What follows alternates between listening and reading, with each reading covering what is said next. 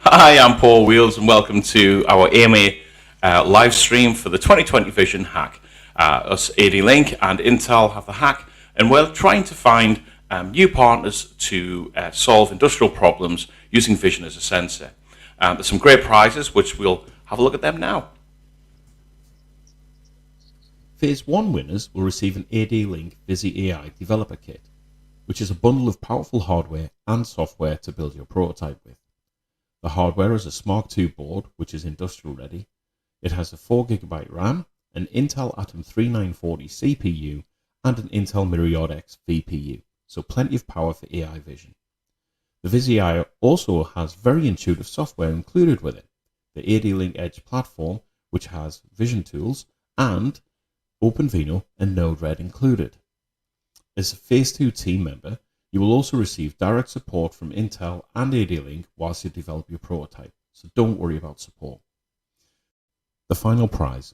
The winning team will win a cash prize of $10,000, but we don't stop there. An amazing opportunity to collaborate with ADLINK to validate the prototype with the market. That will include support and create marketing material like a press release, a promo video, a use case, a solution brief, and the support with organising meetings to validate your prototype with the market. This gives you a great foundation to really push forward in making an impact with your prototype. I think you agree this prize could be life-changing for you and your team, so good luck. So that's the prize for the hack. As we mentioned, we're looking for solutions to solve industrial problems. So just to give you some insight on the themes, let's take a look at that too. Let's take a look at the computer vision themes for the 2020 Vision Hack. Manufacturers leverage powerful, real-time data from the IoT to increase uptime, perform preventative maintenance, enhance productivity, improve mobile accessibility, and a host of other benefits, like fault detection and enabling higher quality production and quality inspection. Distribution businesses have requirements for asset management, business process efficiencies, and new business models. Considerations like warehouse management, tracking and tracing assets in real time, security and transparency, monitoring asset movement within and around the facility to prevent theft or the misplacement of goods. Workplace safety. Thousands of workers die in industrial accidents each year in the world, and a huge amount suffer from non-fatal work-related injuries. Workers, employers, and insurance companies collectively face billions of dollars of direct and indirect costs due to industrial accidents, and individuals suffer unnecessarily. For example, think about personal protective equipment, PPE detection, ensure people are wearing the correct equipment for hazardous environments. Fall detection, enable identification and notification systems when workers experience injury or equipment is damaged. The energy sector is adopting the use of computer vision to enable smarter, automated, and more effective sensor data collection. Actionable data available when and where it needs to be. Example uses are wind energy producers identifying maintenance such as dirt accumulation on wind turbines, dead insects and cracks in foundations or towers. In mines, automatic detection of anomalies in mines, for example leaks, fires, smoke, or even production blocks. So that's the prizes, that's the theme, and this is the hack. So here's your opportunity on this Ask Me Anything to help you with your submission before Sunday when the Phase 1 does close, which is simply a 400-word use case to be submitted. And 10 winners will be then moved through to Phase 2 and they'll receive a Visi AI, as we mentioned there on the prizes, to help you build your prototype. So the initial is about your insight and your idea of a problem to solve. And we've got an opportunity for you to ask some questions from the teams at Intel and ADLINK. So, hi guys, how are you doing? Hey, Paul. I caught you off guard all the week. So as you can see, we've got quite a few people here to answer your questions this evening. So we've got Daniel Collins from ADLINK, Steve Camish from ADLINK. We have Raymond Lowe from Intel, as always. Hi, Raymond. And we have Josh Bancroft from Intel, Zoe Caetano, and Eugenio from Intel as well. Guys, thanks very much for jumping online and helping us with answering the questions that we've got for this evening. So if you have any questions, please do just type them in the comments on whichever platform you're on. We're live on Facebook and YouTube, and we'll happily answer them. We've got a said hello just now. And there we go. Arvind, Gunnar, hello, good evening. How are you doing? Do you have any questions? Please just fire on the same part.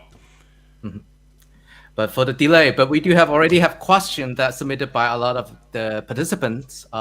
Very happy to see a lot of great questions too. And today we do prepare and answer for as many as we can today within the half an hour. So how about we start with some of the given questions first, Paul, when we're waiting for the questions. Sure. We've got one from John Barker, Jay Barker here. Is there a plan to make OpenVINO software applications easy to extend, port to various cloud platforms? So Raymond, can you answer that one? Okay. Well, I can only tell you what I can tell you first. So first of all, it does already work with Amazon. I think so we can answer a little bit later. We give you a link. We already deploy it on Amazon platform where you can try OpenVINO directly, pre-install and everything. And I already also, for the challenge, we also ported to Colab, which is a Google Cloud platform. So you can actually right now run our demo code directly on Google Cloud without any hurdles. So it's been tested and we have submitted hundreds of applications for the challenge last time and it's working. And also we are partnered with Microsoft. So Azure, you'll have direct support from there as well, where you will see it in the coming weeks. I will do more tutorials, things that can help people to even try different things. That's my quick answer. And if Zoe and others have better answer too, can go ahead. Brilliant. Yeah, thanks, Sarah. we can also share, there are some cloud connectivity examples that we have published on Intel Edge Software Hub. So perhaps I could share a link on that as well. And as well as we have app marketplaces on Azure and AWS. Mm-hmm. So someone asked if they can still submit your idea. Yes, please do it ASAP. That's a quick answer for you. Yep, you sure can. There is to help you with your submission of your idea as well. There is a template on Hacker Earth for the 2020 Vision Hack to make it as easy and as simple as possible for you. Try to keep it around 400 words as well, so it doesn't become too time consuming with you. You know, keep it about the use of it and stuff. We'll move into the technical in the next phase. But we want to see the problems that you can help solve there. Okay, so let's move on to another question. What's this one? Is the results for the first challenge for the 100 sticks out? Raymond, another one for you. Yes, I've been handfully, one by one, reply to all of you, if you notice on Twitter and LinkedIn and all the social media platforms. So all of you should have received at least a response from the social media. If not, let me know if I missed it. But definitely, we also sent an email. Put on my camera. Don't worry, it'll be back. I'll keep talking. I also sent out an email to confirm that you're the winner. So yes, the quick answer is yes. And please come back to me if you haven't seen anything. And go to and there's also another opportunity to win a neural stick currently as well, isn't there, with your submission? So with that, what all you need to do for to try and win one of the 10 neural sticks that's available is simply take a photograph of yourself in front of your computer terminal, put the status down here, the comment here on your social profile, be it Twitter, Facebook, wherever. I'm in it to win it with my submission for hashtag 2020 Vision Hack, hashtag OpenVINO, hashtag VisiAI, are you? And then share the link to that post in your submission, and 10 lucky winners will be chosen at random to receive a neural stick as well. You're the late in the course. You're still giving out prizes. Such a nice guy. Well, yeah. Okay, and Sandeep's got a question here. Just curious, what are the detailed criteria for evaluating at stage 1? Will there be an evaluation of the business model? Steve, do you want to give some insight and sort of your thoughts on the hack and what you're excited to look for here? Yeah, so we're looking for ideas which are, I guess, creative about what we can do in these spaces. So the way I look at it is we do today at ADLINK build solutions that we want to go and deploy. So they need to be deployable. We're looking for something we can actually take to the market. That's the interest here, right? How do we take this to market and make it real? So one of the criteria is, can we make it real? And will there be a return on investment of that solution when it's out there in the field? That'd be a criteria for me. Brilliant. So with the criteria there as well, you can include, and there's a space there in the form for you to include some of the research that you've done, which is based in the return of investment side. So it's about finding the problem and then also understanding the impact. Now it can be a commercial impact, it could be time saved, time increase. It's not just about commercial return of investment, because businesses look at it in a different way as well in regards to time and such, like safety. With the worker safety one as an example, saving lives, that counts a little bit more than money in most places. So just take those in consideration with your submissions. How about business model? They also ask about business model. What do you think about business model? How important is that? I think that's what we kind of touched on there, is about the business model is based on the return of investment, isn't it? So if they want to include the business model, Steve? Yeah, Paul, I guess one of the things we'd like to be able to do with that is, when we get to the next stage and we then talking and supporting, we'd like to look at what the business model would look like. There's lots of different ways to do business models, depending on the target, the industry, the way you take product to market. And that's part of the validation phase afterwards, when we're figuring out how to make this into a real solution. So ideas are good, but I think that's a lot of our experience of what our teams can do later in the process. Perfect. Because in startup world, a lot of things like Airbnb, the initial model, a lot of big startup, they have a different model than what the initial intention were.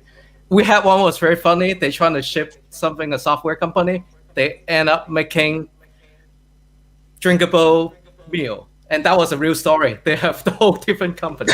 But I hope it won't happen here. But definitely, we will help you through the model. And we do have experience in Intel that we have success story. Yeah, and I think that's one of the big things about the winning prize. So, the overall winner will receive not only $10,000, but the go-to-market support from Intel and ADLINK. And, that pivoting that Raymond was just talking about with your business model, that goes down to validation. What you may think is your business model when you're first starting with this may well change from the validation of actually talking to customers about it. And that is one of the big investments that we will make as Intel and ADLINK moving forward with the winners, is making sure that the business model is a successful one for everybody. And just to remind everybody, sorry, Raymond, just to remind everybody as well, just to remind everybody that you will retain your IP with your submission. This is about partnership, it's about teamwork, it's about collaboration. We're not here to take that away from you. We're here to collaborate and support you and really push through success in the market for everybody. So with it. Okay, so we've got a couple more new questions. Aniket, can we submit single idea for multiple themes in one submission?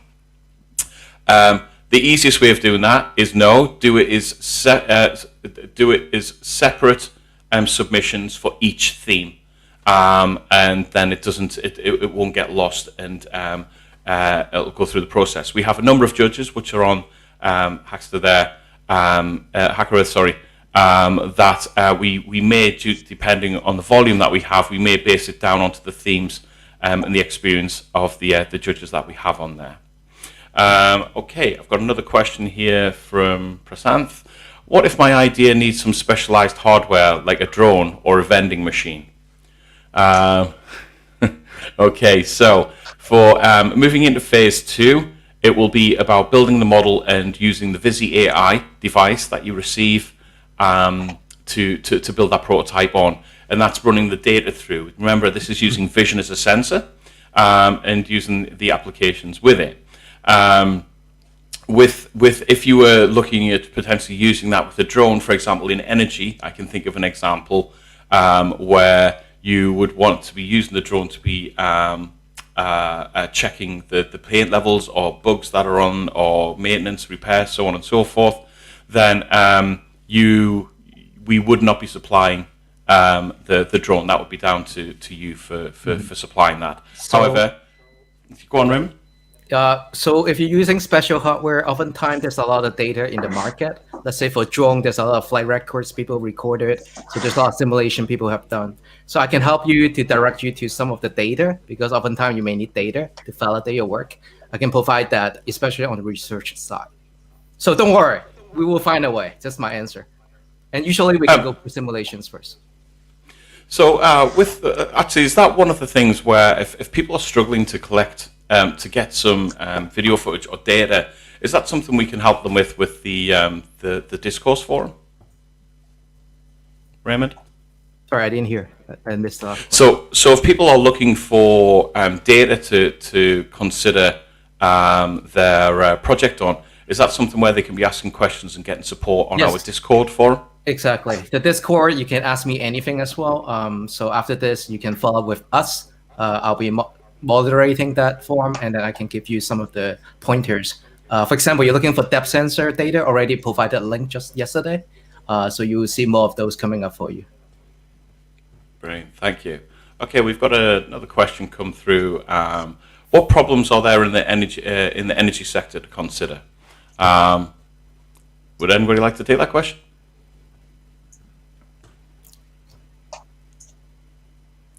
I'd like to give maybe open up on that one. This is actually an interesting space. Again, my name is Eugenio Walters at Intel in the IoT group. This is an interesting space. I'm actually trying to learn as well in this particular space. What I've learned recently is that the customer has all sorts of different needs from a voltage perspective. We went from normal appliances like your refrigerator, maybe your microwave, those sort of things, but now we have electric cars. Right, and we have all sorts of different sort of needs when it comes to the home, various automation projects, right? So from an energy perspective, right, like many things, it's avoiding waste, right, from energy generation, transmission, distribution. Really, it's how can it be efficient? How can we reduce waste? And using various sort of monitoring technologies, various sensors in order to drive down the waste, right? The book also mentioned that that there was a time when energy was generated locally, and then it went to a different model where it's more centralized energy generation and propagation. So those substations are areas that Intel is looking at, right? How can we drive the efficiency of the substation? And then there's something called workload consolidation. So what that means is, in the past, it had a specific, let's say, application or tool for every single task in question. But now, or very much in the cloud, we've moved to a software-defined implementation. So how can we consolidate those things using technologies like virtualization? Like AI, such that you don't have separate implementations anymore. This can drive down the management costs, maintenance costs, some of those things. So I think it's the right sector to be in. We all see the growth in electronic vehicles, and there's more of that to come. So I think it's a very exciting space to invest your time. I'll just touch briefly on some of the vision projects that we've been involved in around energy. So mainly it's leveraging machine vision, whether it be thermal cameras or standard machine vision for inspection on the generation side. So thermal is very valuable, especially looking at diesel generators, for example. We're looking at how the heat is dissipating well. We're looking for leaks. Leak detection on the, this is a beautiful example in the refining space.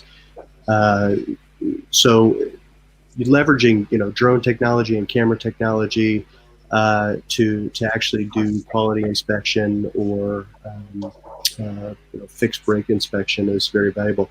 On the transmission and distribution side, we're using or leveraging image or machine vision technology to do things like vegetation management inspection. which is a huge problem, out here in California. Vegetation and wind combined can cause some pretty major issues, not just on the power side, but also fire management side. And so you got something to say too, I heard. Yeah, I would also just add additional use cases and energy around renewable energy. This is something that I am personally passionate about. And what a few of the key limitations right now in renewable energy solutions is one, being able to decrease costs and making it more productive, so improving productivity in some of those solutions, whether it's solar energy, wind turbines, etc. So really being able to use specific things like, for example, monitoring dust in your wind turbines, for us to be able to improve the productivity of wind turbines and actually make renewable energy a viable solution for the future of our planet. So this is something I'd love to see more use cases of, and see what we can do with AI, specifically being able to autonomously detect some of those and decrease costs, improve productivity in all of these new alternative energy sources. Brilliant, thanks, Zoe. I think it also leads on with the energy sector as well, with worker safety as well. Dan, you've got some experience in that, don't you? Yeah, I mean, it's really energy and beyond. This is an example of using machine vision to identify when humans have breached various zones. This is a very dangerous position for this person to be in. It is a pinch point that has caused serious injury and death in the past. And the idea of using machine vision to identify this is great. But really, it extends beyond machine vision if you actually want to take action to prevent the injury.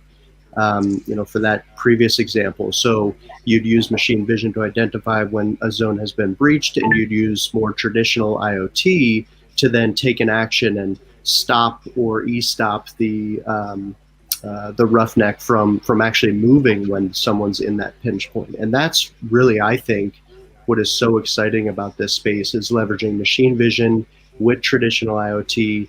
We call that sensor fusion, and fusing those things together to actually develop and deploy a true end-to-end solution. Brilliant. Yeah, totally agree. Thanks for that, guys. Okay, we've got another new question coming through. Is the idea only supposed to be solved by machine vision? Is it possible to use machine vision one part of the solution? Steve, would you like to take that question? Yeah, absolutely. So as Jan just said, right, I think he teed it up nicely with sensor fusion. That's the idea behind the software that we build, right? We understand machine vision is one way to look at the world.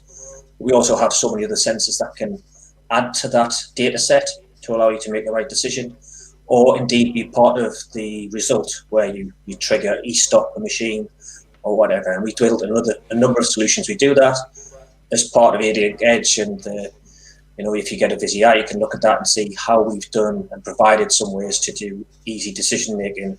And we've also got additional apps for you to download and do typical IoT sensors, we call them. So yes, it can be just machine vision, but also a combination is perfect. Yeah, brilliant. Thanks, guys. I think that's all the questions we've got for this evening. Thanks for watching. Thank you to Dan, Steve, Raymond, Josh, Eugenio, and Zoe for your time this evening. And anybody who's catching this one and wants to catch the live one, there is another one in a few hours, 9 a.m. GMT. Thank you very much, guys. Cheers. Bye-bye.